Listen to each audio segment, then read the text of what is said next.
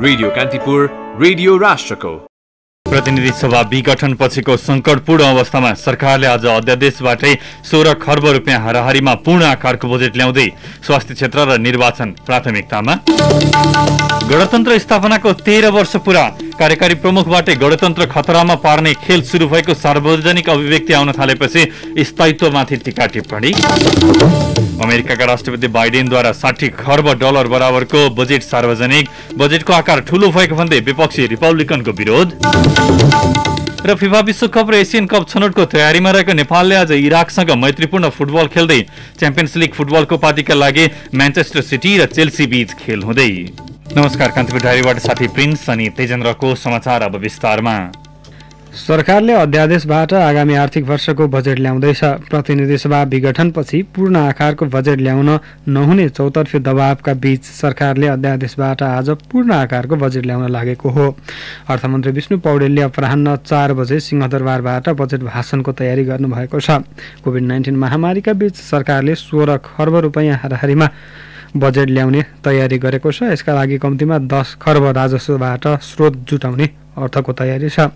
मुलुकमा संविधान जारी भएपछि पहिलो पटक अध्यादेशबाट बजेट ल्याउन लागेको सरकारले स्वास्थ्य क्षेत्रसँगै पूर्वाधार विकास र सामाजिक सुरक्षाका कार्यक्रमलाई उच्च प्राथमिकतामा राखेको छ। कोभिड-19 विरुद्ध करिब 1 करोड मात्रा खोप खरिद गर्ने गरी बजेट तर्जुमा गरिएको अर्थ मन्त्रालय स्रोतले जनाएको छ। स्वास्थ्य पूर्वाधार तथा उपकरण खरिदका लागि आवश्यक बजेट विनियोजन गर्दै सरकारले कोभिड-19बाट रोजगारी गुमाएका तथा आर्थिक सङ्कटमा परेका व्यापार व्यवसायलाई राहत कार्यक्रम ल्याउने तयारी पनि गरेको छ। यस्तै निर्माण कार्य सुरु भइसकेका र अध्ययन पूरा भएर आगामी आर्थिक वर्षबाट काम गर्ने गरी करिब दर्जनवटा सुरुङ मार्गका लागि बजेट तर्जुमा गरिएको छ। पर्यटन क्षेत्रका उद्योग व्यवसायलाई छुट तथा सामाजिक सुरक्षाका कार्यक्रम अन्तर्गत वृद्ध भत्ता मासिक 4 देखि 5,000 पुर्याउने तयारी गरिएको छ। संविधान सभाको पहिलो बैठकले 2065 जेठ 15 गते मुलुकलाई संघीय लोकतान्त्रिक गणतन्त्रात्मक नेपाल घोषणा गरेको आज 13 वर्ष पूरा भएको छ। प्रत्येक वर्षको जेठ 15 गतेलाई गणतन्त्र दिवसको रूपमा मनाउने गरिन्छ। यद्यपि सरकारले गणतन्त्र दिवसको अवसरमा दिँदै आएको बिदा भने पछिल्लो समय कटौती गरेको छ। कोरोना महामारी नियन्त्रणका लागि जारी गरिएको निषेधाज्ञाका कारण औपचारिक रूपमा गणतन्त्र दिवस बनाउन नसके पनि भर्चुअल र अनौपचारिक माध्यमबाट विभिन्न संस्थाले कार्यक्रम आयोजना गरेका छन्। दिवसको अवसरमा राष्ट्रपति विद्यादेवी भण्डारी, उपराष्ट्रपति नन्दबहादुर पुन, प्रधानमन्त्री केपी शर्मा ओली, नेपाली कांग्रेसका सभापति शेरबहादुर देउवा, माओवादी केन्द्रका अध्यक्ष पुष्पकमल दाहाल लगायत नेताहरूले शुभकामना दिएका छन्। 14 गणतन्त्र दिवसको अवसरमा शुभकामना सन्देश जारी गर्दै राष्ट्रपति भण्डारीले संविधानले परिकल्पना गरेको समाजवाद उन्मुख राष्ट्रिय अर्थतन्त्रको स्थापनाका लागि गणतन्त्र दिवसले सबैलाई थप उत्प्रेरणा प्रदान गर्ने विश्वास व्यक्त गर्नुभएको छ। कांग्रेस सभापति देउवाले राष्ट्रपति भण्डारी र प्रधानमन्त्री ओलीकै संस्कार र व्यवहार तद अनुकूल बन्न नसक्दा त्यसको दुष्परिणाम देशले भोगिरहेको उल्लेख गर्नुभएको छ। मुलुकमा गणतन्त्र आएको 1.5 दशक नपुग्दै यसको आयुका बारेमा टीका टिप्पणी सुरु भइसकेको छ। अझ मुलुकका कार्यकारी प्रमुखले नै गणतन्त्र खतरामा पार्ने खेल सुरु भएको भनेर सार्वजनिक अभिव्यक्ति दिन थालेपछि त यसबारे बहस छेडिने नै भयो। तर नेपाली जनताको शहादतले प्राप्त गणतन्त्रमाथि खतरा दलहरूले भने जस्तो अमुक शक्ति र अँध्यारो कोठामा बसेर राजनीति गर्ने बाटो छैन। आखिर कसबाट छ त गणतन्त्रमाथि खतरा? एक टिप्पणी। मुलुकमा गणतन्त्र आएको 13 वर्ष पूरा भई 14 वर्ष लागिसक्यो, तर अझै पनि हाम्रो गणतन्त्र शैशव नै छ। 47 सालपछि प्रजातन्त्रलाई शिशु प्रजातन्त्र भनिन्थ्यो, जुन हलक्क बढ्न नपाई लोकतन्त्र र स्वाट्टै गणतन्त्रमा परिणत भयो। त्यसैले भनिएको होला, संसारको सुन्दर शासन व्यवस्था नै लोकतान्त्रिक गणतन्त्र हो। तर गणतन्त्रलाई एक परिवार वा व्यक्तिको हातबाट राज्य सत्ता अथवा शासन व्यवस्था अर्को व्यक्ति वा परिवारको हातमा हस्तान्तरण मात्रै हो भन्ने बुझाइले यो संस्थागत हुनु अघि नै अवसान हुने त होइन भन्ने संशय छ। त्यसो त राजनीतिक व्यवस्था आफैमा अजर र अमर हुँदैन। एउटा शासन व्यवस्थाको पनि कालचक्र त हुन्छ नै। जसरी राणा शासन, पञ्चायत र राजतन्त्रको अवसान भयो, गणतन्त्रले पनि त्यही नियति नबेहोर्ला भन्न सकिन्न। हाउ डेमोक्रेसीज डाई भन्ने एउटा किताब छ। प्राध्यापक द्वय स्टिभन लेभिट्स्की र डेनियल जिब्लेटले सो किताबमा लोकतन्त्रको जहाज कसरी डुब्छ र त्यसलाई डुबाउन लोकबाट निर्वाचित अधिनायकवादीहरूको हात कतिको हुन्छ भन्ने बारे विश्वका उदाहरणहरूको फेहरिस्त पस्केका छन्। बुवासाहरूले भेडाको शिकार गरे जस्तै शैलीमा लोकतन्त्रको हत्या अधिनायकवादीहरूले गर्छन् भन्ने निष्कर्ष उनीहरूले निकालेका छन्। संसदमा विपक्षीहरू त कराइरहेकै हुन्छन्, सडकमा जनताले निराशा र आक्रोश ओखलिरहेकै हुन्छन्, पत्रिकामा राज्य संयन्त्रका करतुतहरू छापिरहेकै हुन्छन्, तर पनि लोकतन्त्रको विनाश सनै सनै हुन्छ। कसैले पत्तो नै पाउँदैनन् र जतिखेर पाउँछन् त्यति बेला त्यो नागरिकको नियन्त्रण बाहिर पुगिसकेको हुन्छ। नेपालमा पनि नागरिक अधिकारको सीमा तोक्ने, अभिव्यक्ति स्वतन्त्रतालाई कसने, जवाफदेही र पारदर्शी व्यवस्थाका विरुद्धमा आफूलाई उभ्याउने हरकत लोकतन्त्रकै सम्माग दल र तिनका नेताहरूले गरिरहेका छन्। जनताले चुनेका प्रतिनिधि नै गणतन्त्रको दायरा खुम्चाउन उद्यत हुँदै गर्दा गणतन्त्र स्थापनाका लागि जुरुमुराएका नागरिक थप सतर्क र चनाखो हुन आवश्यक भइसकेको छ, किनभने लोकतन्त्रको विकल्प छैन, तर जुनसुकै व्यवस्थाका कमसल व्यवस्थापनको चाहिँ विकल्प अवश्य छ। गणतन्त्रको सुन्दर पक्ष भनेकै जनताप्रतिको जवाफदेहिता हो, तर निर्वाचित जनप्रतिनिधि अधिनायकवादी शासकमा परिवर्तित हुँदा समेत सत्ताच्युत गर्न नसक्ने र त्यसको डटेर प्रतिरोध भएन भने समग्र व्यवस्था अवसान उन्मुख हुनुको विकल्प छैन।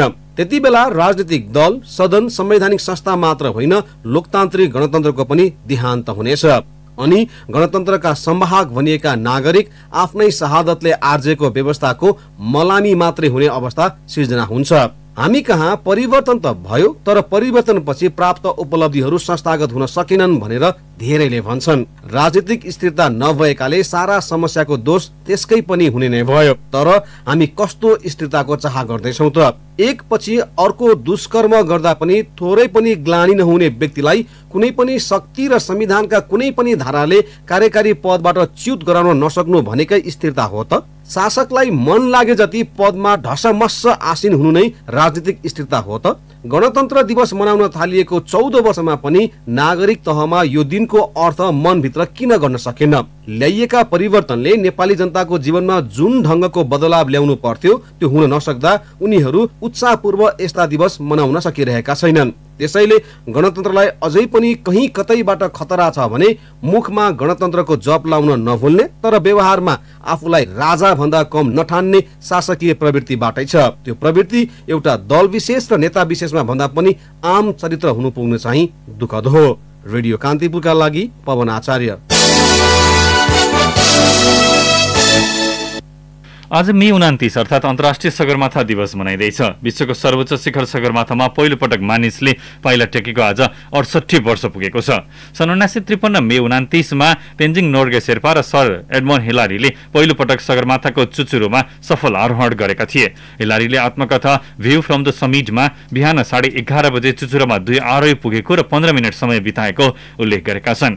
नेपालमा 2064 सालदेखि सगरमाथा दिवस मनाउन थालिएको हो। यस वर्ष कोरोना महामारीकै बीचमा पनि सगरमाथा आरोहण भइरहेको छ। तर यो वर्ष कोरोना भाइरस संक्रमण जोखिमका कारण कुनै औपचारिक कार्यक्रमहरू भने आयोजना भएका छैनन्। मे 29लाई मानिस र सगरमाथा बीचको सामिप्यता बढाउने दिनको रूपमा समेत लिने गरिन्छ। सगरमाथा आरोहण प्रयास भएको आज 100 वर्ष पुगेको छ। सन् 1953 देखि अहिलेसम्म करिब 7000 मानिसले सगरमाथाको चुचुरोमा पाइला टेकिसकेका छन्। यसमा 2 वा धेरै पटक सगरमाथा आरोहण गर्नेको सो संख्यामा जोडिने पर्यटन विभाग निर्देशक मीरा आचार्यले जानकारी दिनुभयो। सबैभन्दा धेरै पटक सगरमाथा आरोहण गर्ने कामेरिता शेर्पाको 25औं पटक गणना हुने निर्देशक आचार्यको भनाइ छ। पछिल्लो समय 300 जनाले आरोहण गरेका छन् भने अहिले आरोहणका लागि 90 विदेशी र 150 सहयोगी सगरमाथामा रहेको निर्देशक आचार्यले उल्लेख गर्नुभयो। कोरोना भाइरसको संक्रमणबाट थप 10 जनाको मृत्यु भएको छ। विराटनगर स्थित कोशी अस्पतालको कोभिड-19 उपचार केन्द्र र विराट मेडिकल शिक्षण अस्पतालमा 6 जना कोरोना संक्रमितको मृत्यु भएको हो। कोशी अस्पतालको कोभिड-19 उपचार केन्द्रमा 59, 68 र 71 वर्षीय पुरुषको मृत्यु भएको हो। यस्तै विराट मेडिकलमा 55 र 22 वर्षीय पुरुष तथा 65 वर्षीय महिलाको मृत्यु भएको छ। यस्तै पाल्पामा थप 4 जना कोरोना संक्रमण मृत्यु भएको छ। 47 वर्षीय पुरुष, 49 वर्षीय महिला, 55 वर्षीय पुरुष र 42 वर्षीय अर्का पुरुषको मृत्यु भएको स्वास्थ्य कार्यालय पाल्पाले जनाएको छ। कान्तिपुर डायरीमा अब ब्रेकको पालो। अब अन्तर्राष्ट्रिय समाचार। अमेरिकाका राष्ट्रपति जो बाइडेनले 60 खर्ब डलर बराबरको वार्षिक बजेट घोषणा गर्नुभएको छ। धनी अमेरिकी नागरिकमा कर वृद्धिको योजनासहित राष्ट्रपति बाइडेनले वार्षिक बजेट घोषणा गर्नुभएको हो। बजेटमा नयाँ सामाजिक कार्यक्रममा उच्च वृद्धिसँगै जलवायु परिवर्तन विरुद्धको लगानीलाई प्राथमिकतामा राखिएको छ। राष्ट्रपतिको बजेट असाध्यै ठूलो भएको भन्दै विपक्षी रिपब्लिकन सिनेटर लिन्डसे ग्राहमले आलोचना गर्नुभएको छ। सो महत्वाकांक्षी बजेट अमेरिकी दुवै सदनबाट पारित हुनुपर्नेछ। राष्ट्रपतिको बजेट योजनाले सन् 2031 सम्म कुल गार्हस्थ उत्पादन जीडीपीको अनुपातमा ऋण 117% बढ्न सक्ने बीबीसीले उल्लेख गरेको छ। पुँजीगत लाभ कर, ठूला व्यावसायिक घराना तथा उच्च आय गर्नेहरूबाट 30 खर्ब डलर कर असुल्ने अमेरिकी राष्ट्रपतिको योजना छ। पूर्व राष्ट्रपति डोनाल्ड ट्रम्पले आफ्नो अन्तिम बजेट 48 खर्ब डलरको प्रस्तुत गर्नुभएको थियो। बाइडेन प्रशासनको पहिलो बजेट अहिलेसम्मकै सबैभन्दा ठूलो भएको अन्तर्राष्ट्रिय सञ्चार माध्यमहरूले उल्लेख गरेका छन्।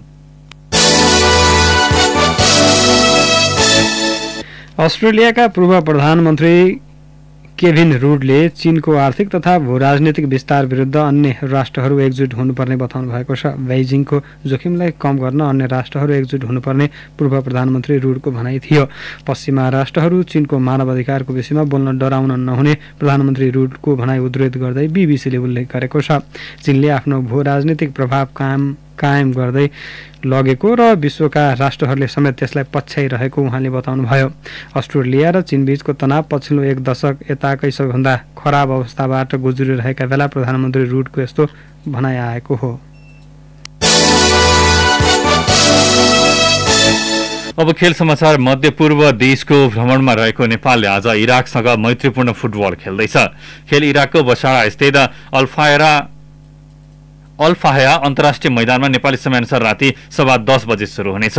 मैत्रीपूर्ण खेलका लागि नेपाली टोली गत बुधबार बसरा पुगेको थियो। कुवेती प्रशिक्षक अब्दुल्लाह अल मुताइरीका लागि आज हुने खेल नेपाली राष्ट्रिय टिमको प्रशिक्षकका रूपमा पहिलो खेल हो। फिफाले हालै सार्वजनिक गरेको नयाँ वरियतामा इराक 68औं र नेपाल 171औं स्थानमा छन्। यसअघिका तीनै भेटमा इराकले बाजी मारेको थियो।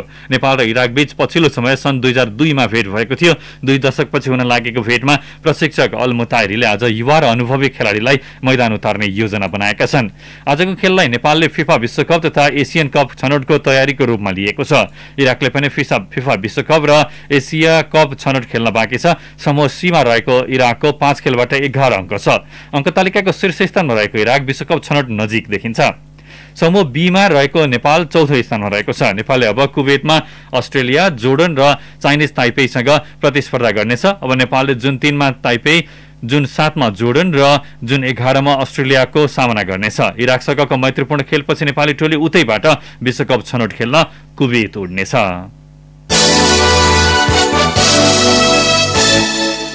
च्याम्पियन्स लिग फुटबलको उपाधिका लागि आज राति 2 इङ्ग्लिस क्लब म्यान्चेस्टर सिटी र चेल्सी बीच प्रतिस्पर्धा हुँदैछ। खेल नेपाली समयअनुसार राति 1:15 बजे पोर्चुगलमा हुनेछ। सेमिफाइनलमा म्यान सिटी पेरिस सेन्ट जर्मेनलाई र चेल्सी रियल मड्रिडलाई पराजित गर्दै उपाधि नजिक पुगेका हुन्। प्रिमियर लिग च्याम्पियन्स सिटी पहिलो पटक युरोपेली लिग क्लब फुटबलको सबैभन्दा प्रतिष्ठित उपाधि जित्ने योजनामा रहेको छ। चेल्सीले भने सन् 2012 मा उपाधि उचालेको थियो। च्याम्पियन्स लिगका खेलमा चेल्सी सिटीमाथि हावी हुँदै आएको छ। उसले पेप गार्डियोलाको टिमलाई 2 पटक पराजित गरेको छ भने यो सिजनको एफए कपमा समेत पराजित गरेको थियो। कोरोना महामारीका बीच हुन लागेको युइएफए च्याम्पियन्स लिग फुटबलको फाइनलमा 16,500 बढी दर्शकलाई प्रत्यक्ष खेल हेर्ने अनुमति दिइएको छ। कान्तिपुर डायरीहरूलाई यही सकिन्छ। प्रिन्स सत्यजेन्द्र बिदा हुन्छौँ। नमस्कार।